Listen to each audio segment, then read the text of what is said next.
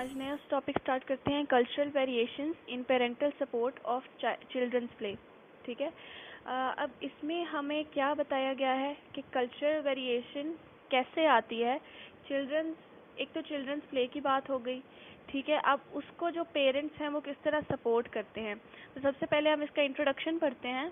सबसे जो remarkable feature है प्ले का वो ये है कि चिल्ड्रंस हैं ऑल ओवर द वर्ल्ड, ठीक है, वो काफ़ी सारे प्लेस खेलते हैं, मतलब बहुत सारी गेम्स खेलते हैं। वो चाहे डॉल हो, बॉल हो, होममेड मटेरियल से खेलें या उनकी चाइल्ड इमेजिनेशन है ह्यूज। मतलब जो हिजेस है 1999 में वो प्ले को कहता है ट्रू कल्चरल यूनिवर्सल, ठीक है। यानी कि इकोनॉमिक सिचुएशन पर डिपेंड नहीं करता, चिल्ड्रन जो हैं वो टाइम और मटेरियल निकाल ही लेते हैं अपने खेलने के लिए, ठीक है। तो इसके ऊपर उसने एक एग्जांपल भी दी थी कि एक वुमेन थी, वो टॉर्टिलास जो है ना, चिकन कॉर्न टॉर्टिलास को कुक करती थी। तो उसके पास ही एक और बच्ची थी जो कि जो है ना वहाँ पर टेबल सेट करती थी विजिटर्स के लिए, और एक और बच्ची थी जो सिर्फ चुपचाप बैठकर वहाँ पर देखती थी और अपने किटन्स के साथ खेलती रहती थी। तो जब उससे पूछा गया कि उसे कौन सा खेल पसंद है तो वो एक बुक लेकर आई अंदर से, और उसने दो बुक्स लेकर आई। एक उसने पकड़ाई पॉप अप बुक एनिमल्स की who live in the rain forest, और दूसरी उसने प्राउडली जो है वो पकड़ ली खुद, जो थी blonde haired blue eyed Barbie. तो वही डॉल थी उसके पास। मतलब उस जो वुमन थी उसने देखा कि उस बच्ची के पास भी वही डॉल थी जो किसी और कंट्री में रहने वाली बच्ची के पास थी, जो कि एक इंटायरली डिफरेंट कल्चरल सेटिंग में रहती है, ठीक है। तो इससे पता चलता है कि जो प्ले है वो एक ट्रू कल्चरल यूनिवर्सल है, कि हर कल्चर में प्ले जो है वो किया जाता है, मतलब खेला ज़रूर जाता है। उसके वेज डिफरेंट हो सकते हैं मगर खेला ज़रूर जाता है। उसके बाद शॉर्ट्समैन जो है ना वो डिस्क्राइब करता है कि जो खेल है वो चिल्ड्रंस की एबिलिटी को रिलेट करता है कि किस तरह वो अपनी फैमिली में जो काम के हवाले से उनकी रिस्पॉन्सिबिलिटी है, उनका जो खेल है वो उससे रिलेट करता है। यानी कि एक एग्जांपल है, एक चिल्ड्रन जो है वो टैग प्ले करता था अपनी फैमिली के काउज को देखकर, वॉचिंग द फैमिली काउज, ठीक है। और ऐसे ही एक 8 ईयर ओल्ड जो है continued playing despite carrying her baby sister on her back. वो ये खेलता रहा, ठीक है, डिस्पाइट 8 ईयर ओल्ड हो गया वो। तो शॉर्ट्समैन ये कहता है कि जो चिल्ड्रंस हैं वो ज़्यादा क्रिएटिवली खेलते हैं अगर उन्हें उनकी प्राइवेट स्पेस या रेडीमेड टॉयज ना दिए जाएं। लार्ज नंबर ऑफ एथनोग्राफिक्स ने ये कहा कि जो चिल्ड्रंस हैं वो जब childrens in inquiry in using objects found in their environment, तो वो अपनी इमेजिनेटिव और फिजिकल प्ले की चीज़ें निकालते हैं, ठीक है। प्ले को एक वाइटल एक्टिविटी चिल्ड्रन के लिए कंसीडर किया जाता है हर कल्चर में। जो खेलना है वो एक बहुत इम्पॉर्टेंट फंक्शन प्ले करता है चिल्ड्रन की डेवलपमेंट में, जैसे कि कॉग्निटिव स्किल्स बिल्ड करता है, सोशल एडवांसमेंट करता है उसके अंदर सोशल कॉम्पिटेंसी, फ्रेंडशिप वगैरह बढ़ाता है, प्रॉब्लम सॉल्विंग, लैंग्वेज का यूज़, सिंबलिज्म, क्रिएटिविटी वगैरह। तो बहुत सी थ्योरीज भी हैं जिन्होंने इसके बारे में बताया, ठीक है। सबसे पहले हम जो थ्योरी डिस्कस करेंगे वो है socio culture theory related to play. अब सोशियो कल्चरल थ्योरी जो प्ले से रिलेट करती है, इसमें रशियन थ्योरिस्ट लिव वाइगोट्स्की ने कहा कि जो प्ले है वो सबसे इम्पॉर्टेंट सोर्स है लर्निंग का। लर्निंग किस तरह होती है? ऑब्जर्वेशन से होती है, इंटरेक्शन से होती है with highly skilled members of the culture. तो वाइगोट्स्की ने एक कॉन्सेप्ट दिया था जोन ऑफ प्रॉक्सिमल डेवलपमेंट, में भी आपने कहीं पढ़ा हो पहले। तो जोन ऑफ प्रॉक्सिमल डेवलपमेंट एक सेकंड लेयर होती है एक चाइल्ड की, जिसमें वो किसी स्किल्ड पर्सन से कोई भी काम करना या कोई भी स्किल सीखता है। तो इसने एक्सप्लेन किया था डिफरेंस बिटवीन चाइल्ड की इंडिपेंडेंट परफॉर्मेंस, यानी कि उसकी एक्चुअल डेवलपमेंटल लेवल, और उसका वो पोटेंशियल डेवलपमेंट जो उसने हासिल किया by supported by more skilled partner. उसने कहा कि जो स्किल पार्टनर के साथ अगर खेला जाए तो वो उसकी स्किल को और उसे इन्हांस करता है, ठीक है। इसके पर्सपेक्टिव के हिसाब से चिल्ड्रन जो है वो इमेजिनेटिव होता है, नया रोल प्ले करता है, उसका जो लेवल है वो थोड़ा ब्रॉडन होता है जब वो दूसरे लोगों के साथ खेलता है। इसी थ्योरी को एलैबोरेट करने के लिए रेगॉफ ने 1990 में डिस्क्राइब किया था एक गाइडेड पार्टिसिपेशन प्रोसेस, जिसमें चिल्ड्रंस को लूजली या फॉर्मली स्ट्रक्चर्ड में पार्टिसिपेट करवाया जाता है ऑन ऑनगोइंग रूटीन्स और एक्टिविटीज़ जो कि गाइड की जाती हैं किसी ज़्यादा कॉम्पिटेंट या स्किल्ड मेंबर ऑफ कल्चर जो उसमें हो, यानी कि कोई एक्सपर्ट हो, तो वो उसे गाइड करता है, उसकी रूटीन बनाता है, उसको गाइड करता है कि किस तरह उसने चलना है। ठीक है, तो जो यानी कि वो अपना फोकस, अपनी अटेंशन जो है वो शेयर करते हैं। चाइल्ड और जो एक्सपर्ट होता है वो अपना इंटरेस्ट शेयर करते हैं, उनको पता चलता है कि उनका सेंस, उनका पर्पस क्या है, ताकि एक एडवांस स्किल सीख सकें। ठीक है, अपना गोल जो है वो हासिल कर सकें ना। इसके बाद एक कॉन्सेप्ट दिया है इसके फोल्डिंग का। तो जो पेरेंट्स हैं, काफ़ी सारे कल्चर्स में जो पेरेंट्स या सिबलिंग्स हैं वो चिल्ड्रंस को स्के फोल्ड करवाते हैं। स्के फोल्ड क्या होता है, यानी कि किसी भी चीज़ को चंक्स में या छोटी छोटी फॉर्म्स में तोड़ना, जैसे कि हमने एब्रीवेशंस बनाई होती हैं। ठीक है, तो इसी तरह इसके फोल्डिंग करना ताकि वो उनको बताया जा सके कि इस तरीके से खेलना है। इसके बाद ब्रेनफिन ब्रेनर्स इकोलॉजिकल मॉडल है जिसने एम्फसाइज किया था चिल्ड्रंस की इन्वायरमेंट की इम्पोर्टेंस पर और उसका इंटरेक्शन दूसरे मेंबर्स के साथ उसी कल्चर में। इसने 3 सिस्टम्स दिए थे, एक था माइक्रो सिस्टम, एक था मीजो सिस्टम और एक था एक्सो सिस्टम। माइक्रो सिस्टम था या चाइल्ड का डायरेक्ट इंटरेक्शन, जैसे कि फैमिली के साथ होता है या अदर केयर गिवर्स जैसे कि टीचर्स हैं, पीयर्स यानी कि दोस्त हैं, या पीयर्स इन द विलेज और वट एवर ग्रुप। ठीक है, इसके साथ जो इंटरेक्शन होता है उसको कहा था उसने माइक्रो सिस्टम। अब बात करता है वो मीजो सिस्टम की, जिसमें बहुत इंटरेक्शन होता है वेरियस माइक्रो सिस्टम्स, यानी कि वेरियस माइक्रो सिस्टम्स लिंक करते हैं और मीजो सिस्टम बनाते हैं। जैसे कि एक चाइल्ड जो है, a child's teachers believe that free play in the classroom was the most important activity for young children's learning. मगर जो पेरेंट्स हैं वो ये नहीं समझते कि जो प्ले है या जो खेलना है वो बहुत इम्पोर्टेंट एक्टिविटी है। तो इस तरह जो चाइल्ड है उसके लिए 2 अलग अलग गोल बन जाएंगे, यानी स्कूल में खेलना और पेरेंट्स के हिसाब से खेलना इतना इम्पोर्टेंट नहीं है। तो इकोनॉमिक फैक्टर्स भी इम्पोर्टेंट रोल प्ले करते हैं।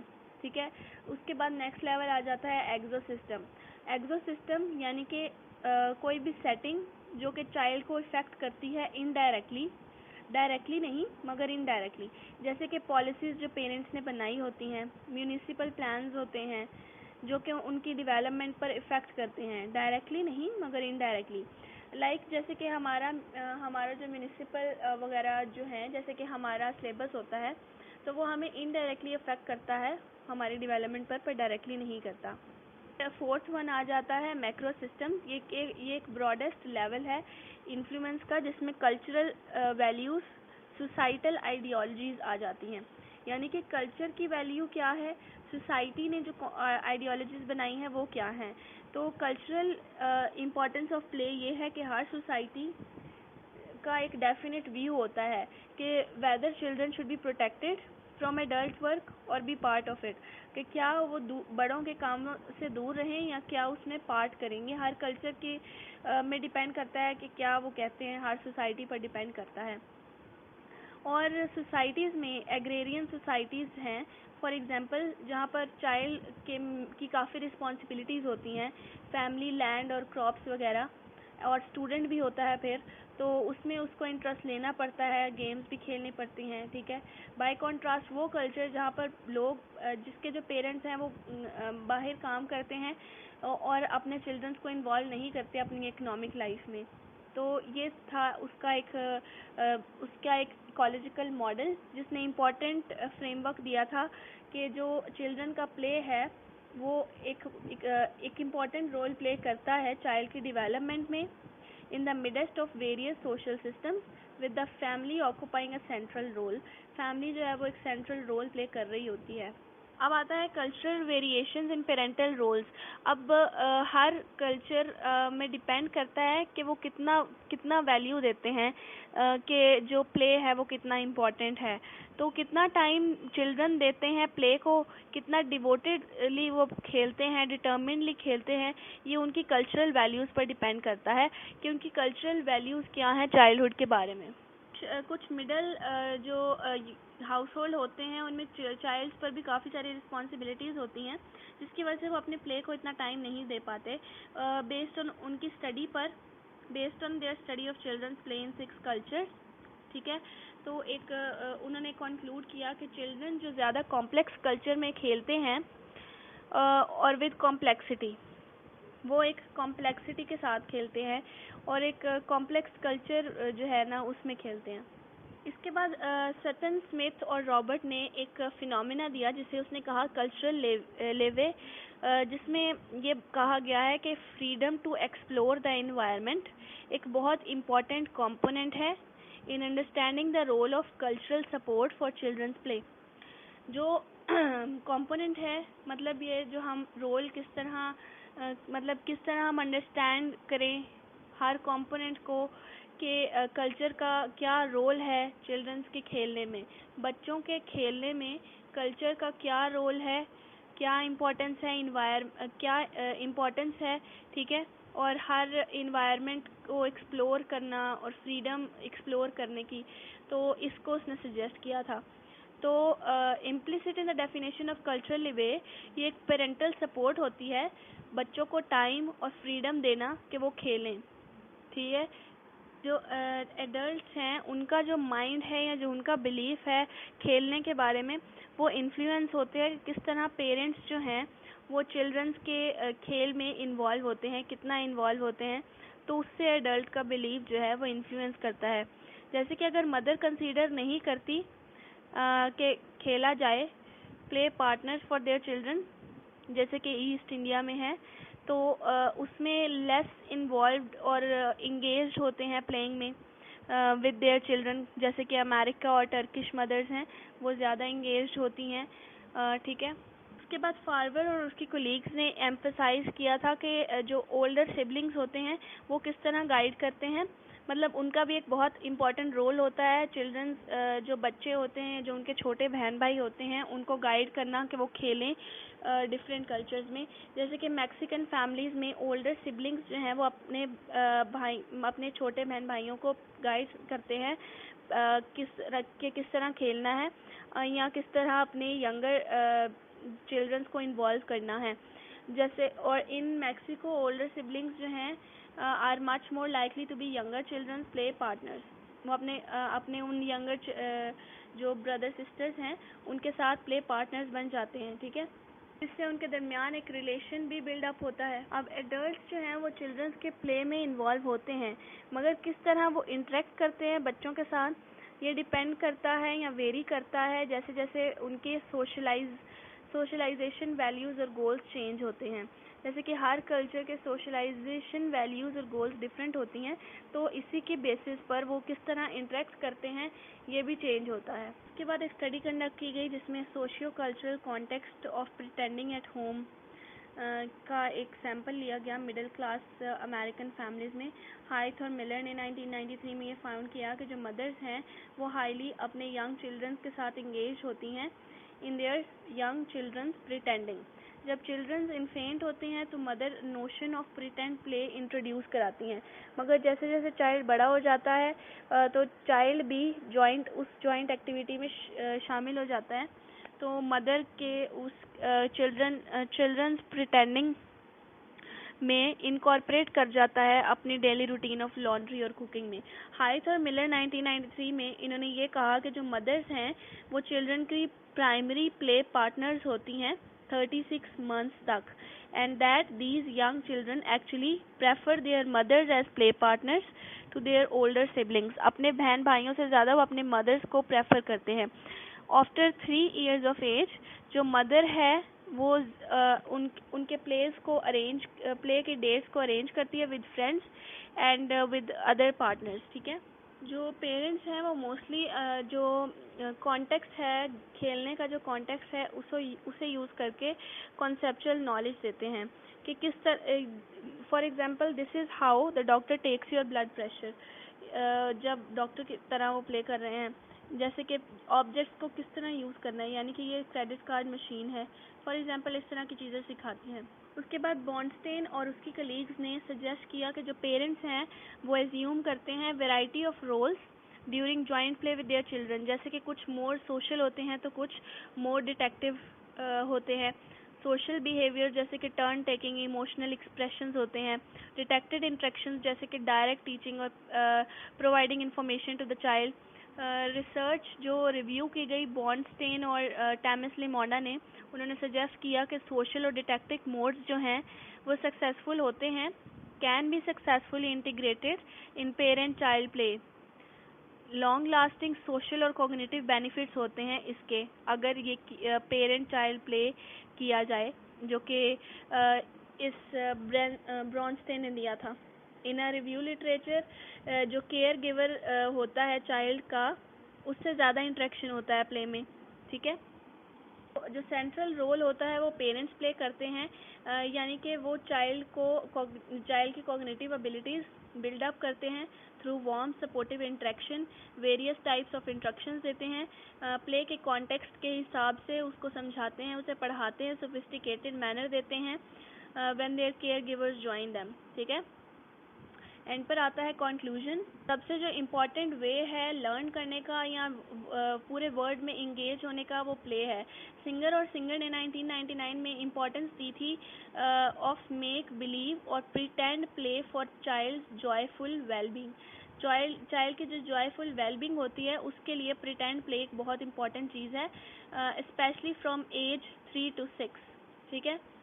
वाइगॉट्स्की ने हाईलाइट किया कि जो रोल है चिल्ड्रन प्ले का चिल्ड्रंस की कॉग्निटिव डेवलपमेंट में, वो एक बहुत अच्छा टूल है जो इन्हेंस करता है उनका सोशल इंटरेक्शन, उनका रोल प्लेइंग, क्रिएटिविटी।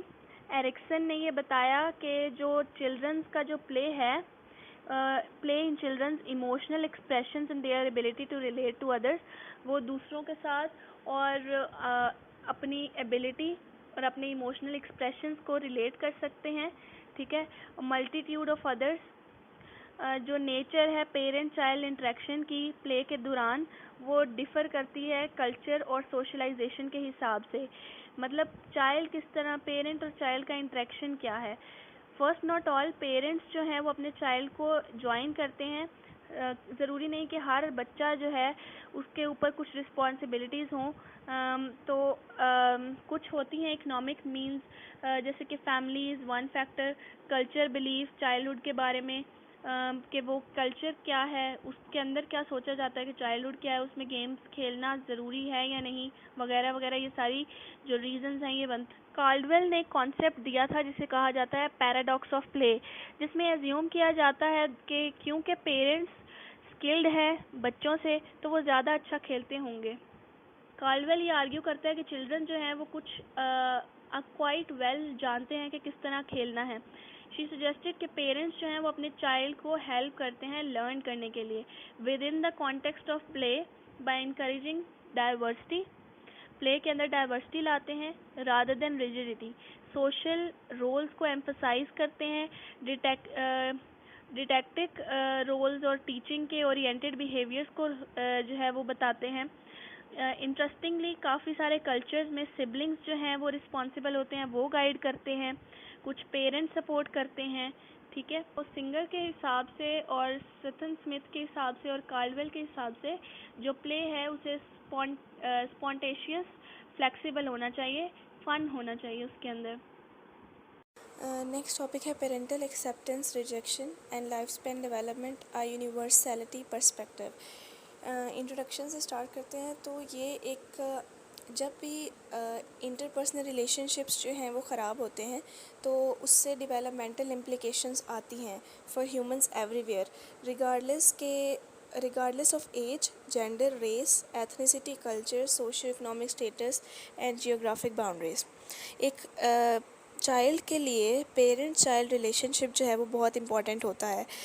बहुत रिसर्च जो है वो ये शो करती है कि जो पेरेंट चाइल्ड रिलेशनशिप की क्वालिटी है वो characterized by parental acceptance and rejection, यानी कि लव और लैक ऑफ लव। ये एक मेजर प्रेडिक्टर है हमारे साइकोलॉजिकल फंक्शन की डेवलपमेंट की for both children and adults universally. Children's और एडल्ट की डेवलपमेंट और उनकी जो साइकोलॉजिकल फंक्शनिंग है उसको प्रेडिक्ट करती है उनकी एक्सेप्टेंस या उनकी पेरेंटल रिजेक्शन।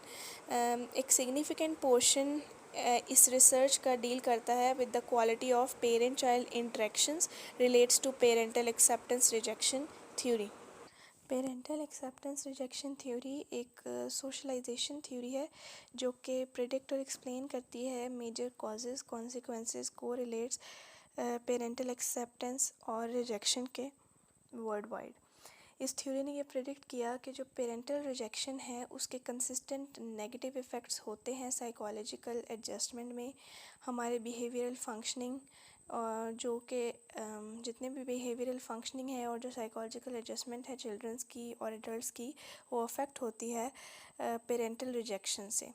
जो थ्योरी है ये बताती है, इसमें ये बताया जाता है कि जो पेरेंटल एक्सेप्टेंस रिजेक्शन है ये बाइपोलर डायमेंशन है पेरेंटल वार्मथ की, with parental acceptance at positive end of continuum and parental rejection at negative end. तो पेरेंटल एक्सेप्टेंस होती है love, affection, care, comfort, support, nurture, जैसे कि जिससे फील कराना, उसे एक्सप्रेस कराना, ठीक है। Parental rejection refers to the absence और विड्रॉल ऑफ वार्मथ, लव और affection by the parent toward the child. जब पेरेंट एक्सप्रेस करता है अपना लव और लैक ऑफ इट, तो ये तीन तरीक़ों से या तो उसे एक्सप्रेस करता है या नहीं करता। तो तीन तरीक़ों से ये करता है, या तो कोल्ड होता है या अनअफेक्शनेट होता है, हॉस्टाइल एंड एग्रेसिव और इनडिफरेंट एंड नेग्लेक्टिंग। एडिशनली जो पेरेंटल रिजेक्शन है वो इंडिविजुअल्स एक्सपीरियंस करते हैं in the form of undifferentiated rejection. Undifferentiated rejection का मतलब है to the feelings that one's parents does not really love them और care about them without necessarily having objective indicators, जैसे कि पेरेंट्स आर कोल्ड, अनअफेक्शनेट, जो आगे 3 प्रिंसिपल्स थे। Parental acceptance rejection theory 5 questions को आंसर करती है। ये क्वेश्चंस 3 सब थ्योरीज़ में डिवाइड किए गए, एक पर्सनालिटी सब थ्योरी, कॉपिंग सब थ्योरी और socio cultural system sub theory. मतलब सबसे पहला क्वेश्चन था कि what happens to childrens who perceive themselves to be loved और unloved by their parents. To what extent do the effects of childhood rejection extend into adulthood and old age? Why do some children and adults cope more effectively than others with the experience of childhood rejection? Why are some parents warm, loving, and accepting, and others cold, aggressive, neglecting, and rejecting? How is the total fabric of a society, as well as the behavior and beliefs of people within the society, affected by the fact that most parents in that society tend to either accept or reject their children? इस theory के unique features ये थे कि ये guide करती थी इन questions को आंसर करना। फर्स्ट, इसने एक्सटेंसिवली जो है वो ड्रॉ किए थे एथनिक ग्रुप्स यूनाइटेड स्टेट्स में as well as worldwide cross culture evidence दिया। Secondly, it draws from literary and historical materials going back to 2000 years. Thirdly, nearly 2000 empirical studies on parental acceptance rejection since 1930 बनाई गई from conceptual framework for explaining the lifespan and universality perspective. Parents acceptance rejection theory की personality सब theory जो है ये बताती है कि किस तरह जो हमारा पेरेंटल एक्सेप्टेंस या रिजेक्शन है वो किस तरह पर्सनालिटी को शेप करती है चिल्ड्रन की through out their life span. ठीक है, अगर जो सब थ्योरी है ये अज्यूम करती है कि अगर इमोशनल नीड्स पॉजिटिव रिस्पॉन्स के लिए सिग्निफिकेंट हों, पावरफुल हों, तो वो चाइल्ड को मोटिवेट करती हैं। अगर वो इतनी एडिक्वेट ना हों कि वो उसकी नीड्स को मेट ना करें, तो वो इमोशनली और बिहेवियरली उसको अफेक्ट करती हैं। यानी कि जो रिजेक्टेड चिल्ड्रन हैं वो एंशियस होते हैं, इनसिक्योर होते हैं, या और भी काफ़ी सारी पर्सनालिटी आउटकम्स आ जाती हैं जो कि एडल्ट्स में भी जाएंगी, जैसे कि defensive independence depending on the form, frequency, intensity वगैरह। According to parent acceptance rejection theory, जो रिजेक्टेड पर्सनस होते हैं वो एक नेगेटिव वर्ल्ड वाइड करेक्टर को बिल्ड अप कर लेते हैं। वो सोचते हैं कि हर चीज़ नेगेटिव है, उनके अंदर एक नेगेटिव फीलिंग जो है वो वर्ल्ड वाइड आ जाती है, एक नेगेटिव बिलीव आ जाता है। अब उनके पास्ट से उन्होंने जो बिल्ड अप चीज़ें की हैं वही उसी के बारे में वो एक्सपेक्टेशंस रखते हैं। उनका एक इम्प्लिसिट बिलीव होता है, ठीक है। उनकी मेंटल रिप्रेजेंटेशन इंडिविजुअल्स को रेफ़र करती हैं। ये थ्योरी ये एज्यूम करती है जो मेंटल रिप्रेजेंटेशंस हैं वो इन्फ्लुएंस करती हैं इंडिविजुअल की मेमोरीज़, उसकी परसेप्शंस, उसकी इंटरपर्सनल रिलेशंस और उसके बिहेवियर्स पर। अब ये इम्पॉर्टेंट नहीं है कि जो रिजेक्टेड चिल्ड्रंस हैं सिर्फ उन्हीं को कोई प्रॉब्लम होगी। ऐसा भी हो सकता है कि काफ़ी के एक्सेप्टेड चिल्ड्रन या एडल्ट्स जो हैं जो कि एक फेवरेबल मैनर में डेवलप हुए हैं बट वो एक्सेप्ट ना कर सके हों, उनके लिए कोई चीज़ डिफ़िकल्ट हो, जैसे कि उनको एडजस्टमेंट प्रॉब्लम्स हों, सिमिलर टू रिजेक्टेड इंडिविजुअल्स, ठीक है। या जैसे पेरेंटल एक्सेप्टेंस रिजेक्शन है, उनको वो तो नहीं मिला, यानी कि वो एक्सेप्टेड चिल्ड्रन हैं बट स्टिल उनको कुछ प्रॉब्लम्स आती हैं। ऐसा भी नहीं है कि जितने भी रिजेक्टेड चिल्ड्रंस हैं उन सबको ही कोई ना कोई प्रॉब्लम होगी एडजस्टमेंट की, या ऐसा कुछ ऐसा भी ज़रूरी नहीं है। उसके बाद यहाँ पर ट्रबल्ड की बात की गई है। तो ट्रबल्ड वो इंडिविजुअल्स होते हैं जो इम्पेयर्ड मेंटल हेल्थ से सफ़र करते हैं, इवन दो कि वो अपने पेरेंट्स से एक्सेप्टेड हैं बट स्टिल वो इम्पेयर्ड मेंटल हेल्थ को सफ़र करते हैं, तो उनको हम कहते हैं ट्रबल्ड इंडिविजुअल्स। और जो रिजेक्टेड चिल्ड्रंस होते हैं मे बी ऐसा पॉसिबल है कि वो लाइफ टाइम इमोशनल प्रॉब्लम्स या रिस्क जो हैं वो फेस करें as compare to those who are loved continuously. अब पढ़ेंगे कॉपिंग सब थ्योरी। तो स्टडीज़ हुई थी यूनाइटेड स्टेट्स में अक्रॉस द वर्ल्ड, जिसने ये कंफर्म किया कि जो पेरेंट एक्सेप्टेंस रिजेक्शन थ्योरी है उसमें 80% चिल्ड्रंस और एडल्ट्स जो हैं irrespective of their geographic location, race और एथनिसिटी, उनका एक नेगेटिव इफ़ेक्ट होता है पेरेंट की रिजेक्शन की वजह से। बहुत स्मॉल फ्रैक्शन जैसे कि 20% है उसको कॉपर्स कहा जाता है, यानी कि जो कॉप कर लेते हैं।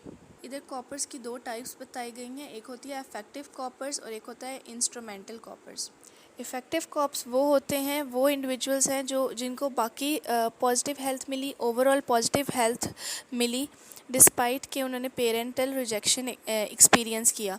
इंस्ट्रूमेंटल कॉप्स वो इंडिविजुअल्स हैं जो वेल परफॉर्म करते हैं professional occupational task oriented life में डिस्पाइट कि उनको साइकोलॉजिकल इम्पेयरमेंट है ड्यू टू पेरेंटल रिजेक्शन।